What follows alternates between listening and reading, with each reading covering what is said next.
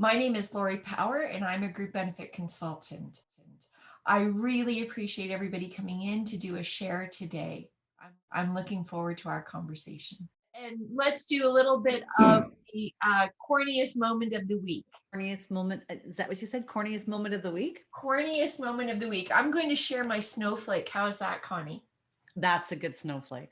Okay, I'm going to share my best friend from my whole life sent me this through because once again, I will not be getting home to Nova Scotia. Boo-hoo, Claudia. But instead, she sent me this snowflake that she said, I don't have to wait till Christmas to put up. Could everybody see that? Love it. Yeah. Absolutely love it. You can get, I was going to say, you can buy that snowflake in Stony Plain. Actually, there's a store there that has that. They do? Oh, I've never Barn seen Owl. it. The Barn Owl. Oh, wow. Well, it has pride of privilege on my desk now as a good reminder. Okay, somebody else share. I was going to do something corny. Does that count? I have my corny. Oh, what's yours? Hold it still. Don't shake it like that. Home Alone. Home a lot. Home a lot. Also from Nova Scotia, Lori. Isn't that the truth? Oh my goodness. What's yours, Connie? My best friend just texted me a picture of a class she's taking right now where they're showing something in Excel. And my best friend, even though she's my best friend, she should know I teach Excel. You know, I'm an Excel expert, but she still has to learn it. So she's just like, So I was going to do a little video where I'm working super fast in Excel, like making pivot tables and talking about, oh, just click here, do this, do that. And then look up and go, oh, did you get that? Guess what? If you're trying to impress, you are also confusing. So slow it down, people. When you're showing somebody Excel, slow it down. That's good to lift the roof on that. Yeah. So like we did before, I hands up like this. We're going to do that virtual high five. There you go. Now high five, everybody in the room. We're still here. It's funny you have to explain that so much. Like you think you should get it, but it's hard to hold your hands like this. Yeah, that's unnatural. It's easier. This way. This way we're pushing people away, but if we do it this way, we're high-fiving everybody. So yeah, we're still here. Welcome in, Lalith. I'm so glad you could make it. So they said when I was looking at water cooler chit chat and the things that we might miss, water cooler chit chat is the most non-evasive way to socialize with people, right? And so that's what we're going to do today, a completely non-invasive, outside of myself, way to chit chat, talk about where we are, what we're going to continue to do. Now, Dean, you're going to appreciate this. I was in continuing education yesterday. Were you in that session? With Jason? Yeah. Yeah, no, I wasn't there, no. Corny moment. And for those that are in insurance, you might appreciate this. So two partners are walking out of a Starbucks or walking into a Starbucks, and the Starbucks assistant says, "How are you today?" Yeah. He turns to his partner and says, "If I was any better, I'd be a taxable benefit." Oh. Classic. It's sad that that's funny. But Yeah. Where are we now that that's funny? And let's just have an open conversation about where you are now, right? I want to keep it positive. I could bitch all day, but I'm not. So Connie, go. I told the kids I never wanted to be in a vegetative state, dependent on some machine and fluids from a bottle. So I unplugged my computer and threw out my wine. I'm not willing to go there. I didn't really do that, but I thought it was kind of funny. That is a very good one. Very good. So we're over a year into this pandemic with the variants. I think we'll be here 5 years from now still saying, oh, still here. Like we talked in December and we said about things that we've changed over the years and things that we'll keep. I think they're well-established habits now. What do you like most about where you are right now personally, professionally? Just open up your mics and share. So professionally, I pivoted my business since last year. I saw a drastic downturn in revenue, so I decided to pivot my business to strictly doing branding and logo design for the automotive aftermarket. So that's been very liberating because I've always enjoyed this space and it's great to get back into it. From a personal standpoint, it's given the time of silence and solitude has given me lots of time to think about what I truly want in life. So personal development has kind of accelerated itself. I've always been big in personal development, but the last 3-4 months has really accelerated. And yeah, and exercise, really getting back. Like I've been exercising, but now just like making it a daily habit, no matter what. Oh, great share, Dennis. That's awesome. Tracy, I'm going to pick on you for a second because, one, I like to, but two, Tracy has found her artist, and which is amazing. If you have an opportunity, I'm going to ask you to go in and look her up on Instagram, isn't it, Tracy, or is it Facebook? Both. Both. And have a look at her art. It is absolutely amazing. Take us through how that evolved over this last year, because I know you have no intention of giving that up. No, I don't. Yeah, you can find me under Instagram or Facebook, Floating Dream Studio. So over the COVID year, probably 10 months of the year, I was depressed, and I've always painted for probably 20 years at least, different kinds of painting. And then I fell into fluid art, and I started that on January 1st. And that really has brought me out of that. I found my passion, and that's what I've been doing. And it's really helped me a lot throughout these last 3 months, for sure. 4 months. Oh, it is. It's amazing. I know Melanie's a big artist as well. And Laurel has a degree in fine arts. Is it, Laurel? I do. Yeah. I do. Melanie, take us through a little bit about how art has helped you through this last year. Yeah, so I have an alter ego, I call it, is Mama Chic. I've been doing it for about 8 years now, since I was on maternity leave with my second daughter. And it's the space I'm working in right now is a half office, half studio. But it's always given me that creative outlet to sort of separate the two and kind of come down here and have a different outlet, kind of like you were saying, Tracy, just a different thing to kind of not focus on sort of things that are stressing you out, just have a sort of creative outlet to deal with things. And so this year especially, I've actually been able to kind of blend the two, like Lori's mug and different things. I've been able to actually kind of use the role I'm in with BBD and create things and connections in that way. And so it's kind of been really neat to see them blurred a bit more because of work. Fantastic. What are some other things that people have been doing to cope that you're going to keep that have helped, you know, get rid of the doldrums, if you would, or get rid of that isolation feel? One thing I think that's changed a lot, and I mean, it's so funny to think about it, but you know, I've just been so much closer with my family.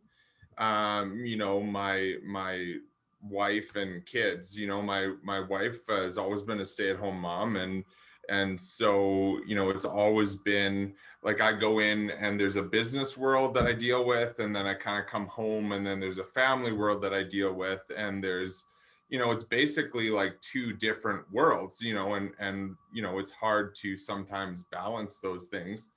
But you know, what we decided was, all right, you know what, Kara's going to start working in the business and I'm going to start working from home. And we're just like, no, you know what, we're going to do all this together from now on, you know, and so, and then the kids and everybody, you know, just is involved in every part. Right.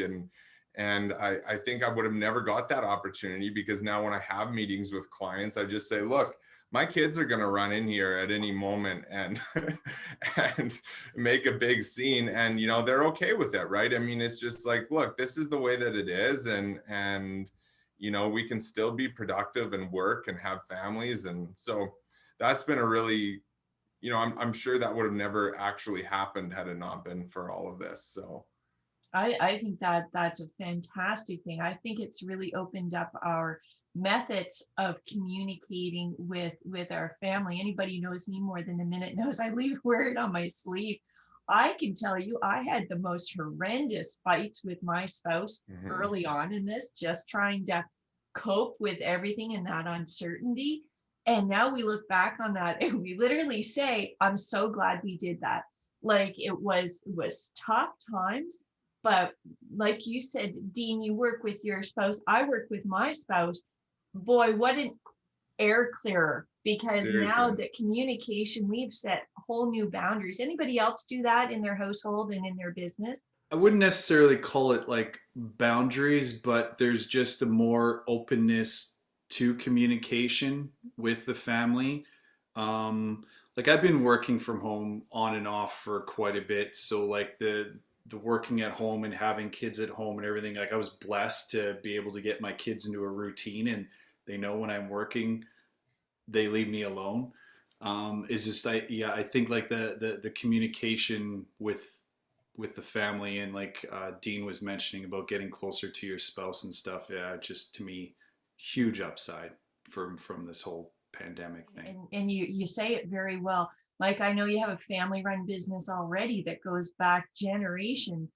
Take us through a little bit about how this has shifted and what you're going to keep with that communication. Well, it's shifted more at home for everything for me, and I think it's put stressors on my marriage a little bit more than would have happened in regular life. And this is actually a big silver lining, because it brought a bunch of stuff up and made me and my wife realize we have stuff we need to work on a little bit.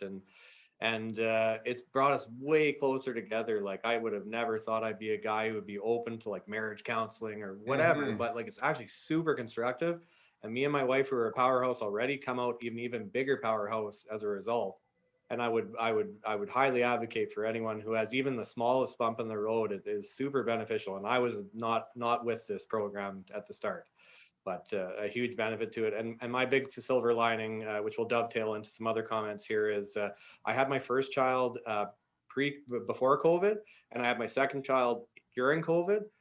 Wow, like I'm so much closer to my second daughter. I was so much more involved. Like I'm an involved parent anyway, but like I was just so much more there, and my relationship with my daughter is that much more strong. And that would have never happened. I would have just been keeping on, right, through the business and such. And COVID's really affected my business model going forward. I've had many talks with other builders, and the show home landscape will change forever. I'm likely. So myself and Kimberly Homes and Canby Homes and our current subdivision, we're just banding together. It's going to be appointment only going forward. We're not going to have the dog and pony show of the show homes anymore, and it'll actually save us some costs and administration and all this type of thing. And it's probably going to help streamline our businesses. It'll bring down the cost for sure, which is needed. Oh, I like that. I like that a lot. I can really relate to when you say about bringing things to the surface that we perhaps, I mean, my husband and I have been together since the cradle. So it's just, it's amazing what came out this last year that you thought, how did I live this long with you and not figure that out, and vice versa. So, and that's what's wonderful about just being around the water cooler, right? Is we can talk about this. What are some interesting things people are doing to continue to socialize? To keep up to date with friends and family. I'll chime Dog in. walks. Twilliger Park dog walks. Oh, cool. The dog walks. Laurel, what are you doing? We've been playing Balderdash and Scattergories online. And in fact, last weekend we played rapid fire Scattergories around the bonfire in the backyard. That's cool. Wow. So you do that via your phone? No, we actually have a physical game, and if someone we're playing with doesn't have the game and they're virtual, we just take a picture and send it to them of the categories. And really with Balderdash, you don't really need the game. You just need one person to have the game. So we're the keepers of the games, and Yeah, it's been really fun. Because what I was going to say, Lori, you were saying like, what are the sort of new ground rules? Well, my new ground rule is just you can only gripe about COVID for 5 minutes, and then you get this. Okay, enough. Well, there's a whole new syndrome. We had a person in during our continuing education, and psychologists have now deemed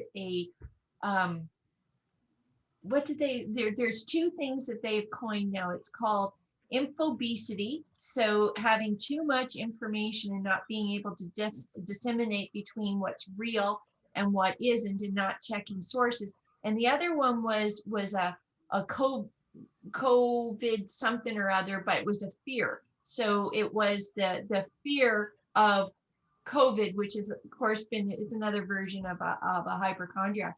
Corbin, I liked early on, you had said you and your fiance instigated a themed dinner.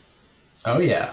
How Yeah, did so you do we that? we go all out with that. Like we pick a country, we find the drinks, we find the dress up outfits like traditional wear.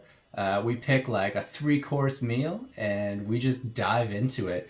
The music, everything. Yeah, we go hard on those. That's so awesome. I love that. Yeah. I attended a book opening last evening via Zoom, and boy, I can't believe how engaged I was. They had got this guy out of Kelowna to do a wine and cheese pairing, so they had sent it out in advance. And then what a character this guy was. He's called if you have a chance to look him up, he's called Canada's Cheese Ambassador. Wow. He's worth just watching just for the shenanigans. Anybody else do anything really cool to stay in contact? My company instituted virtual pub nights as a means to just bring some levity to the day-to-day workplace and just get everybody engaged. And there's a quiz night that's attached to that as well. And it's about other members of the company. So it's a way of getting to know people that aren't necessarily in your department. And it's been extremely well received by our staff. And with all the other changes we made to our workplace culture, it's sort of the icing on the cake, because our personal days, the sick days, are way down during the pandemic. Morale is way up. Energy levels are still high.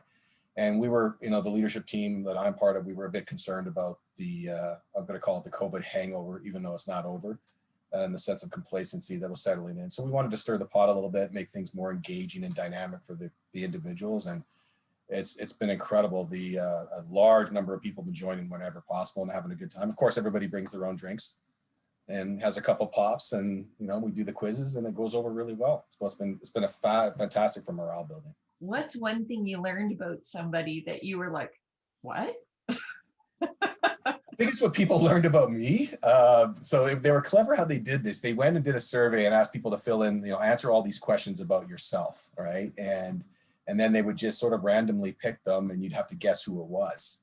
And you have to be somewhat careful you don't share a little bit too much information, but I think it was a few people were surprised when they learned a few things about me. Like what? Tell us. We're all ears. We're getting the coffee next. Yeah, I wanted that.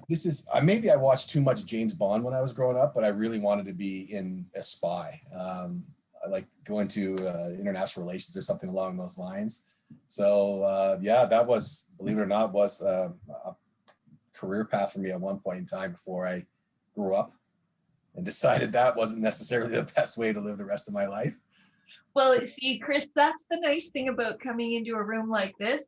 I can relate to that. I grew up with James Bond, and I fancied myself not a Bond girl. I was actually going to be the one driving that car, shooting the gun, but reality kicked in. Speaking of reality and spies, I worked in the Bell Tower for 11 years, and that's where CSIS has its offices, funnily enough. And so in the third floor of the parkade, there's a blocked off parkade with a button to get in and a direct elevator to the CSIS offices. They really exist, the spies. Wow. Yeah, I was recruited when I lived overseas for years after I finished university, came back, was a single guy, was in decent good shape. I always had an affinity for the military and was very passionate about things like that. And I was having a hard time getting a job in IT when things tanked in 2001. And I went and almost enlisted in the Army. And somehow, some way, I got recruited by CSIS. I don't know, someone put them in contact with me, and I had language skills from where I lived. And that was it was an interesting potential career path for me, but it was a serious commitment. I'd have to go through military training for 6 weeks in Quebec and be trained as an attaché or something along those lines. Nothing too sexy like a spy, which is, can be obviously very dangerous as well, but it was extremely appealing to me for a relatively short period of time until I figured out all the different steps. Plus the actual screening and diligence process takes them about a year, right? So, you don't apply for a job with CSIS to get hired next week. No. They were going to go back and talk to my elementary school teachers, my high school teachers, my ex-girlfriends. And as soon as they said that, I'm like, okay, I'm probably going to be in hot water here. So let's call it a day. So I think that what you told us, the least of your worries. But Murray, I'm picturing on that third floor, I'm picturing, I don't know if anybody's ever seen that kids show. Maybe you have, Melanie, The Emperor's New Groove, where they're walking along. Are they singing their theme song as they're going along? Any of that? Did you see them? Were they plain clothes? Like, what did it look like? Just ordinary people driving ordinary cars. That sucks. That's not cool. Craig, you've done some really interesting things with Canadian businesses over this last year. And I know what you started to do last year, you're continuing for this year. Why don't you tell the room a little bit more about what you're doing there? And it kind of answers a bunch of your questions, Lori, about what have I been doing to occupy my time. We've been putting together a project to support small businesses across the country. We're up to 24 small businesses now. We're probably about 2 weeks away from launching. And all we're really trying to do is kind of shine a spotlight on amazing entrepreneurs who do amazing things. If we believe, and I think everybody does, that small business is the backbone of our economy. When the pandemic hit, we need to support these small business people. And as shopping's turned to online, there's nothing that stops anybody in Victoria from buying products from anybody in Newfoundland. And they just need to know about them. So we're trying to do our small part in amplifying kind of the stories of amazing vendors from across the country. So we're probably 2 weeks away from launching a website. We're going to print and publish a book in physical format and get that out there. And I'll put it in the chat bar, but if anybody's interested, we have a great presentation this afternoon, actually, be 3 p.m. Mountain, 5 p.m. Eastern, with Asia Horsley, who's the CEO and founder of Drizzle Honey, which is a Calgary-based raw organic honey company. We're just going to talk to her, hear her story, what inspired her, how she got started, what keeps her going, what keeps her motivated. And all of the stories we want to tell are all about the grind. What happened before there was a business? What was the idea that got you started, and what's the idea that keeps you going? So it's been a very busy period, but what have I been filling my days up with? Conversations with amazing entrepreneurs. So it's been quite a ride. Well, you're welcome in our room of amazing entrepreneurs as well. I had an opportunity to go to one last time with regards to coffee, and that was really, really cool. So if you have an opportunity to take in any of these sessions, a really good behind the scenes look. Leanne, you've done some amazing things this last year. You decided to launch a business, pivot your business, relaunch your business. Tell us about that. So my business is in the fitness industry. So of course, I had to make some pretty major changes when COVID hit. And I went online, which was what, many people were kind of doing initially. But I think the difference between what I did and what other kind of fitness industry people have done when they converted or pivoted online is that I really started to look at the industry as a whole and saw where some major gaps were. And then I developed my business around those gaps. So essentially now it's not just another kind of virtual movement membership. We're really creating change in the fitness industry because we see some big issues, some big, really what I see is the barriers that needed to be removed for people in accessing movement. It's not just about providing movement to people online that they can have access to. I mean, you can go onto YouTube and get thousands and thousands of free classes if you really want them. But it's really about the connection that we've been able to establish people and the way that we've created our program, and specifically the language that we use, which is no marketing around weight loss and no marketing around dropping a size or toning up. It's really movement for health and movement because it feels good to move your body. And that is something that has not, it's yet to be seen in those kind of larger scale platforms. When you think about Peloton and Beachbody and Alo and those really well-known platforms, it's, the fitness industry as a whole is still so deeply ingrained in marketing for weight loss. And they may be bringing in, you know, other body types to represent people and show that they want to represent people, but it's still that 20-year-old with the 8-pack front and center of every class. And it's still really marketing for, you want to do this so that you can change the way your body looks. And so I've created a membership that isn't about changing the way your body looks. It's great if you have goals, that's fine. There's nothing wrong with having goals, but it's really just creating a safe space for people that want to show up without the attachment of needing to change the way they look. It's really just more health focused. So I really shifted my business, but also changed everything about the way I do my business. I love it. I love the choice, you know, from timelines. You can choose 5 minutes, you can choose a half an hour, you can choose an hour, you can choose what you like to do, how you like to do it, where you like to do it. So it's Second Skin with a K, SEKOND, Second Skin. Have a look. Lisa, you deal with employees all the time, and I know that's changed. We've talked a lot. What's the one thing that really works with employee engagement and what you're doing? What are you seeing done virtually that works, that gives a good hint for everybody in the room? I think I love what Chris was talking about, because that's kind of the first time that I've heard something like that works. And I think it happens before that. So it's just now you have people working remotely. So you have to be more intentional about the conversations that you're having with them. But then they're also, if they weren't engaged before they went home and started working, then they're not going to be engaged. It's going to be even harder to get them to come to these pub nights or try and do these fun things with them. So I think it goes back to COVID or no COVID, working from home. It goes right back to that employee engagement and how do you engage your employees?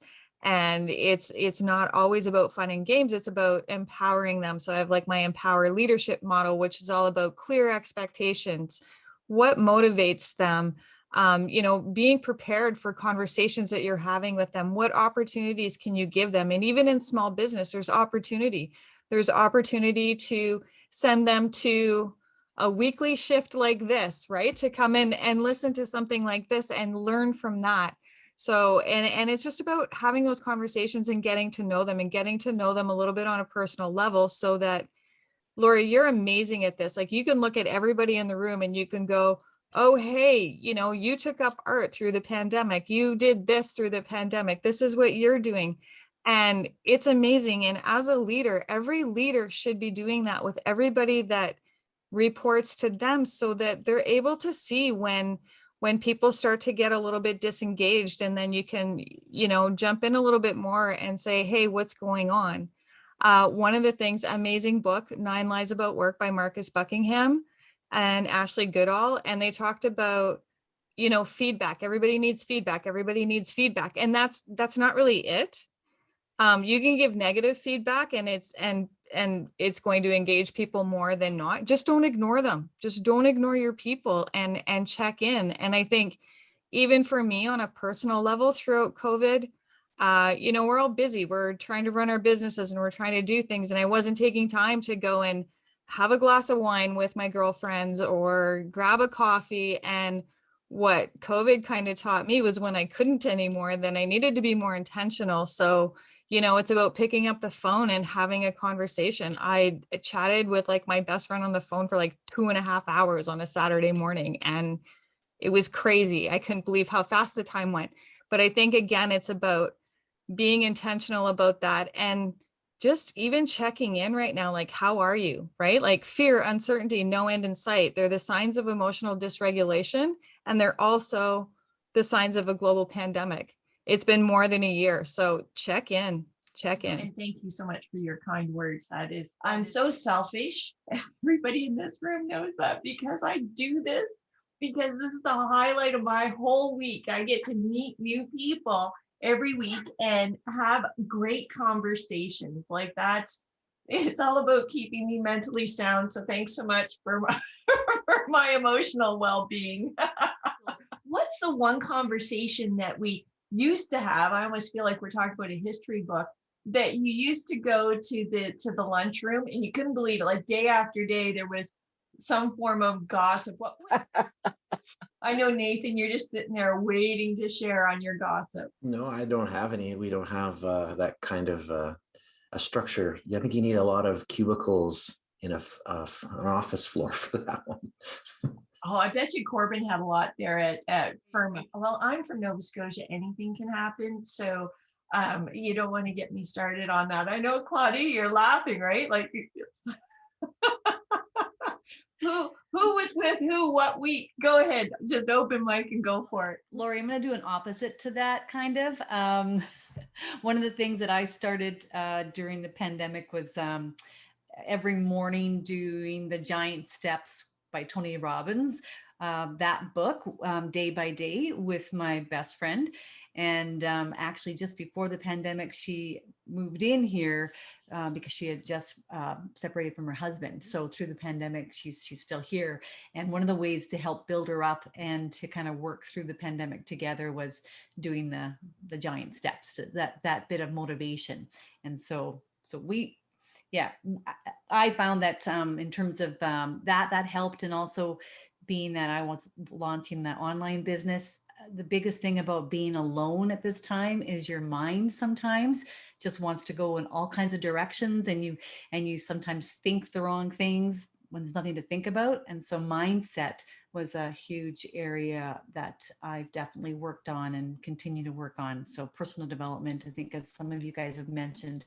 And so, yeah, doing lots of that. Agree. No gossip, but yeah, trying to do the opposite of that. Lift people up. I know gossip isn't supposed to be good, but sometimes it's pretty juicy and you can't not.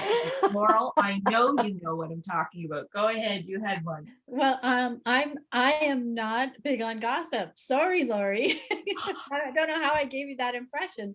However, I am, Talk about Leanne separately. We were gonna go and go, ooh. Did you see that dog with that tail? I can't believe that you'd let that dog in the house. Well, we do. We haven't come from an environment where we were working together in an office. I really miss being with my, with my assistant, who we have a great rapport. And so sometimes we book our check-in meetings, and we just stay on the phone. Like, let's just stay on the phone, or let's just stay on the Zoom call and just work and chat like we're sitting beside each other, because we just really don't have that. And, for her, she's in, a small apartment by herself. It's not, she doesn't have people around. I have someone around, and I have neighbors around, and I do have dogs and wildlife to keep me distracted. But, so it was, it did allow us to have some of the kinds of deep philosophical conversations that come up instead of gossip. Well, I guess what I'm thinking too is, this whole Meghan and Harry thing, like I could have really got into that in the office. I mean, that would have wasted at least a day of work. Tell me I'm wrong. I didn't have to be the only fool on here. Well, I think Lori, when I worked in corporate Canada, I would have lunch with my colleagues because we liked each other's company, right? Yeah. We would talk about whatever was going on. Sometimes we would just say, let's do a movie review lunch, right? Let's talk about the movies that we've seen or we want to see and talk about why. I mean, so that just getting together and talking about stuff, I think people are missing, and I think people are looking forward to that. And this pandemic will pass, and we will get back to the opportunity to go back into office settings again, but it may be optional. I think that's the thing that we need to look forward to is, how do we help people, have that working from home, working from the office balance when it's a choice. I think that's what I'm thinking about. I agree with you, because I don't know how I'm going to keep up on current events and what's happening with the Kardashians without the lunchroom. It's no fun going through the grocery store and seeing Star Magazine anymore. It's like, you didn't get those photos. Anyway, enough of being a fool today. As always, I do thank everybody, and you'll excuse me for getting back to being a goof, Lalith. I thank everybody for coming out. You totally make my week. I love the shares. I love the pubs. I love, Dennis, what you talked about pivots, and everybody, and Craig, what you're doing with entrepreneurs, and Lisa, and with Art, Tracy, everybody. Thanks so much for always being there. And I hope to see you again next time. Take care.